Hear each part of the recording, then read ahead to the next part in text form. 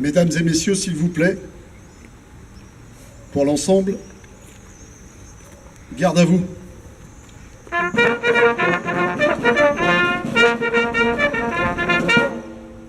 Prêt pour les couleurs? Envoyez.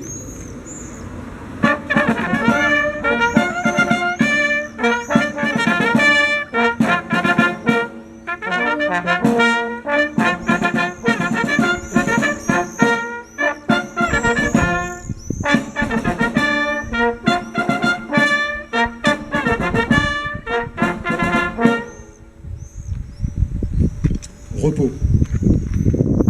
Dépôt de gerbes et de lumignon au révérend père Bunel.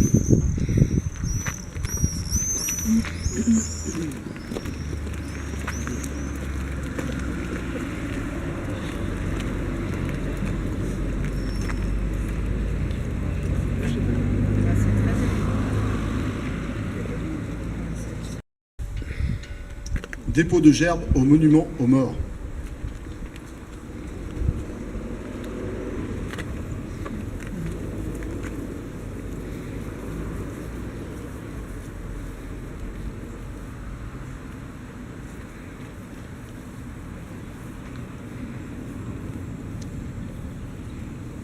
Aux morts.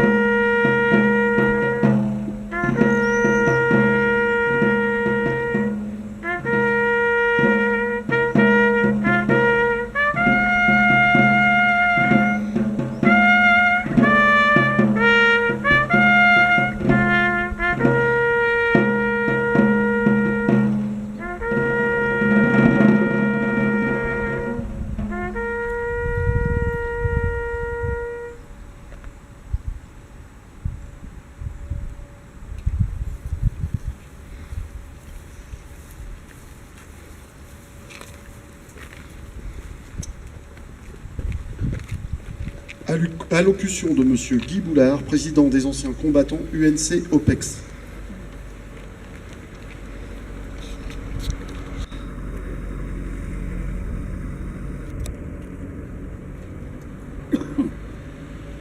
Monsieur le maire, Madame le maire de la Croix en charge de l'animation et conseiller aux cérémonies officielles, Monsieur Gilles Amagneux, premier adjoint, Madame Cathy Prévost, adjoint au maire, en charge de l'animation de la ville, le corps des sapeurs-pompiers, l'harmonie de Barentin, mes camarades anciens combattants, mesdames et messieurs les élus, mesdames et messieurs, je n'oublierai pas les jeunes du CMJ. Nous sommes réunis aujourd'hui en ce 14 juillet pour célébrer la fête nationale, symbole de notre République et de son idéal de liberté, d'égalité et de fraternité. Le 14 juillet, c'est d'abord le souvenir d'un peuple qui se lève pour faire entendre sa voix. En 1789, c'est la Bastille que l'on prend, mais c'est surtout le joug que l'on brise. Cette date incarne le refus de l'arbitraire, le courage face à l'injustice et la volonté d'écrire ensemble une autre page de l'histoire. Mais pour nous, anciens combattants, cette journée est aussi l'occasion de rappeler les sacrifices que des générations de Français ont consentis pour défendre cette République, que nous honorons aujourd'hui. Nous pensons à nos aînés tombés lors des 2 guerres mondiales, aux soldats des conflits d'Indochine, d'Algérie, d'Afrique, à tous ceux qui ont combattu sous nos couleurs, loin de leur terre, au nom d'une certaine idée de la France. Nous pensons aussi à nos frères d'armes plus récents, engagés sur d'autres théâtres d'opération, au Liban, au Sahel ou ailleurs. Leur engagement prolonge notre héritage. Leur bravoure, leur sens du devoir sont les fils invisibles qui relient hier à aujourd'hui. Le devoir de mémoire que nous portons n'est pas un regard figé sur le passé. C'est un appel à la vigilance.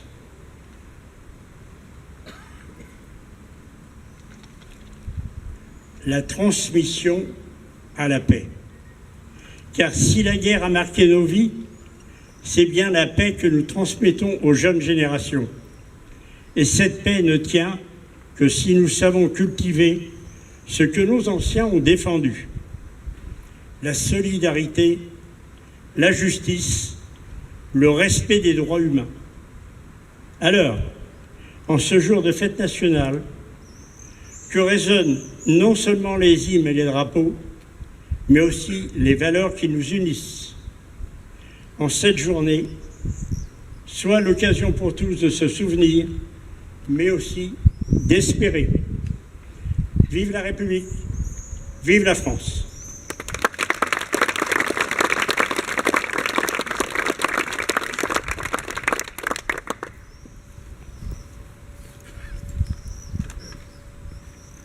Allocution de Monsieur Serge Serry, président des anciens combattants ACPG CATM.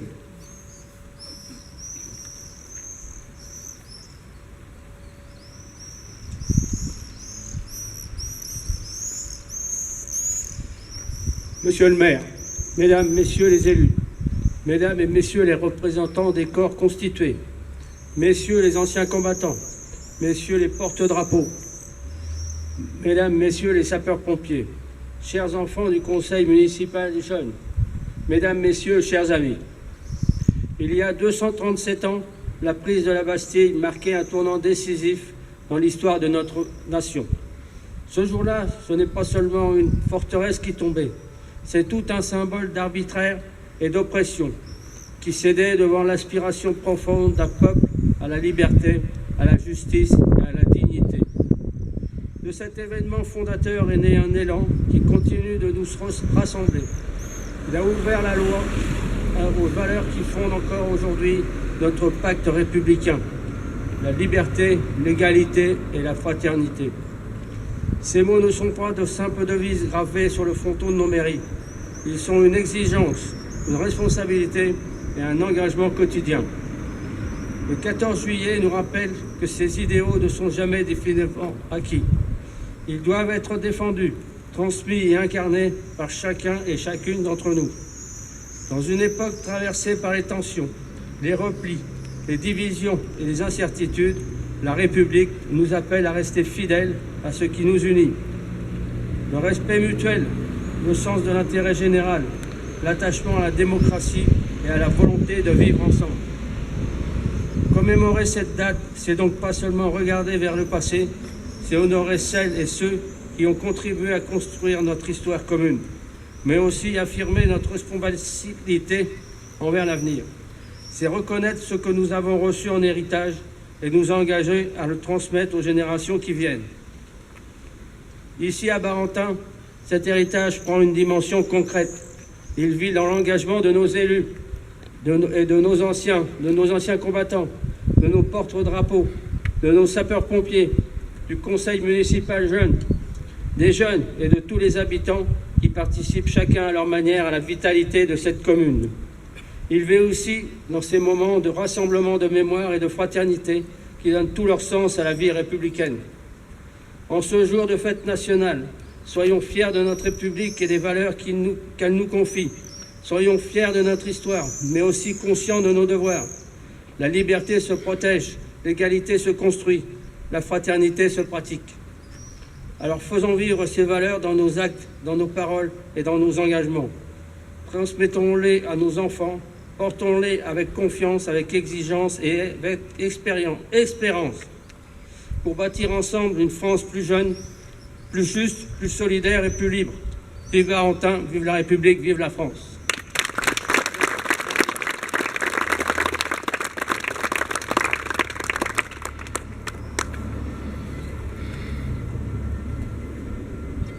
Allocution de Monsieur Christophe Bouillon, maire de la ville de Barentin.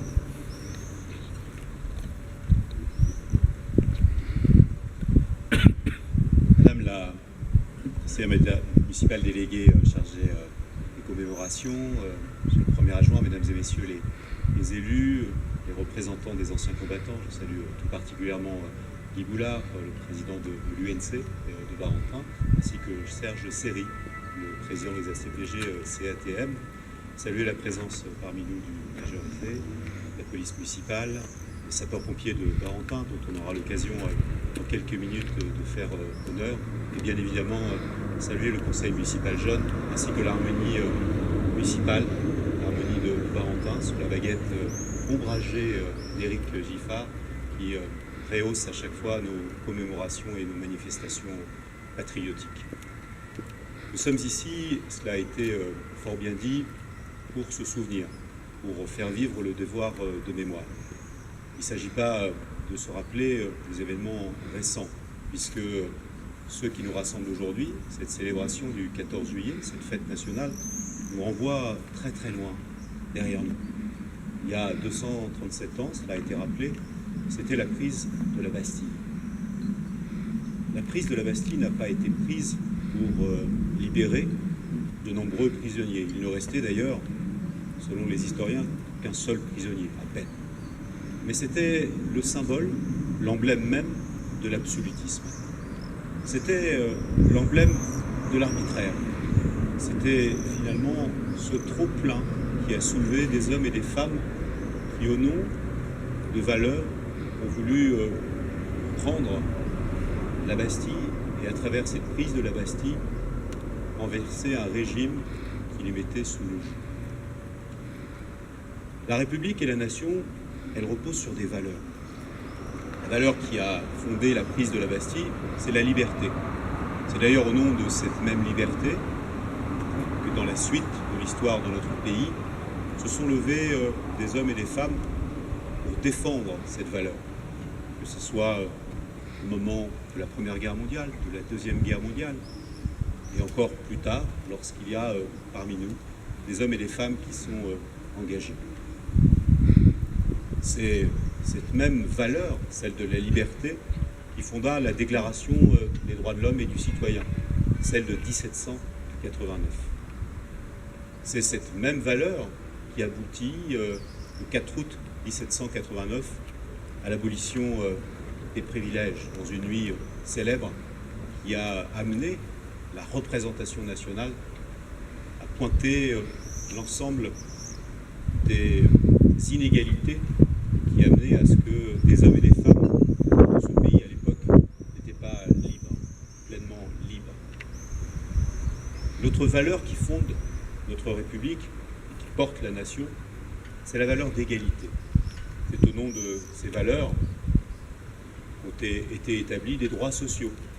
C'est au nom de cette valeur, pointant du doigt un certain nombre d'inégalités, fondées à l'époque sur le monde du travail, au moment des révolutions industrielles, que des hommes et des femmes ont tracé des perspectives et ouvert des chemins pour garantir à des hommes et à des femmes, à des travailleurs, à des salariés, et nous en savons quelque chose sur notre territoire, tapissé à l'époque d'usines et d'entreprises, que ces droits ont été âprement combattus et défendus. C'est cette même valeur de l'égalité qui poussa le Conseil national de la résistance à garantir des droits, dont le droit à la retraite, dont le droit à la santé, dont le droit au travail. C'est ces mêmes valeurs qui poussèrent également à ce que dans le préambule de la Constitution de 1946, elles apparaissent et elles soient partie prenante de ce qu'on appelle le bloc de constitutionnalité, c'est-à-dire des valeurs qui sont au-dessus même des lois. Et puis il y a une autre valeur qui fonde notre nation et qui est commune à beaucoup d'autres pays, c'est la dignité. La dignité, celle qui nous fait hommes, celle qui nous garantit des droits absolus du fait tout simplement que nous soyons humains. Au sortir de la Deuxième Guerre mondiale, en découvrant la réalité des camps de concentration, en découvrant la réalité de la Shoah, ce n'est pas un hasard si à chaque fois que nous nous retrouvons ici devant le monument aux morts, nous rendons hommage au père Bunel, qui est, chose rare, de le souligner, juste parmi les justes. C'est-à-dire qu'il n'écouta que son courage, qu'il considéra que la dignité l'emportait sur tout le reste, et qui sauva des jeunes enfants juifs, ce qui lui valut d'être interné dans un camp de concentration. Il en sortit, mais il en mourut quasiment quelques semaines après sa sortie, abîmé par les souffrances. Tout comme André-Marie qui, au nom de la liberté, au nom de l'égalité, au nom de la dignité, fut arrêté en 1943 comme résistant et fut lui-même interné au camp de Buchenwald.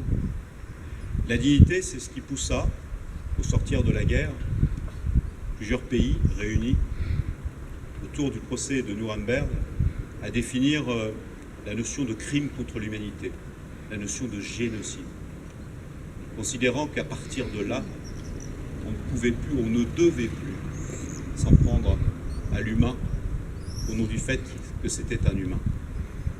Cette valeur, elle a fondé la Cour pénale internationale. Elle a fait que, depuis, un certain nombre de procès ont pu se tenir au nom de cette valeur. Et puis apparaît aujourd'hui une autre valeur qui se dessine, qui se défriche aujourd'hui. C'est celle de l'habitabilité. L'habitabilité, c'est cette valeur et ce droit profond qui doit nous garantir à tous de pouvoir vivre dans un lieu habitable, au nom du vivant. Pas habitable au sens de la maison ou de la demeure, habitable au nom du vivant.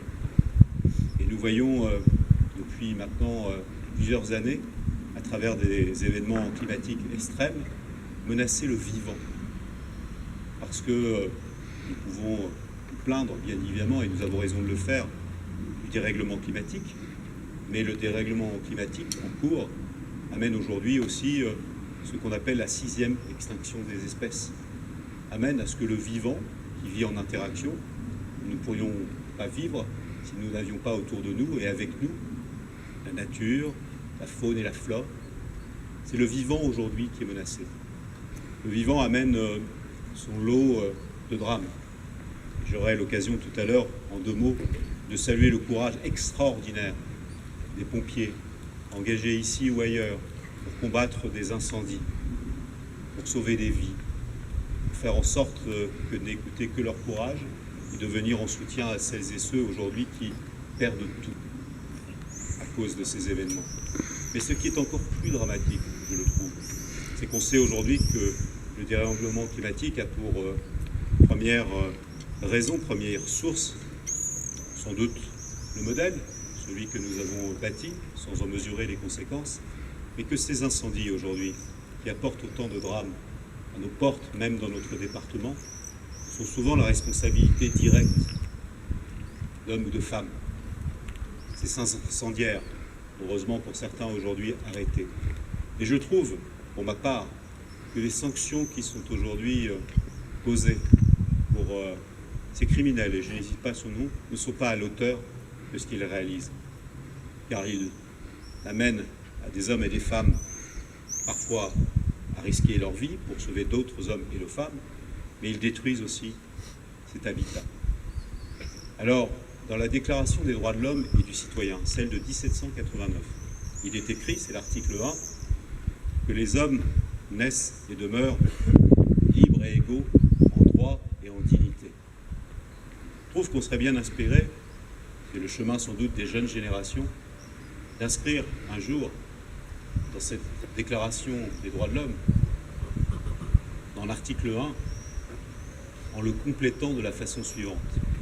Les hommes naissent et demeurent dans une terre rendue habitable par la vie, libres et égaux en droit et en dignité. Cette valeur qui rejoint la liberté, l'égalité et la dignité serait sans doute celle qui fondera demain et aujourd'hui, d'ores et déjà, la nation. La nation, quel beau mot quand elle s'accompagne de fêtes nationales, quel beau mot quand elle compose la concorde nationale, quel beau mot quand elle accompagne équipe nationale, nous le verrons sans doute ce soir, mais surtout la nation est à tous et à toutes quand elle sert ses valeurs et qu'elle ne dérive pas et qu'elle ne soit pas confisquée à d'autres desseins. Vive la République, vive la France, vive Barentin et vive la nation.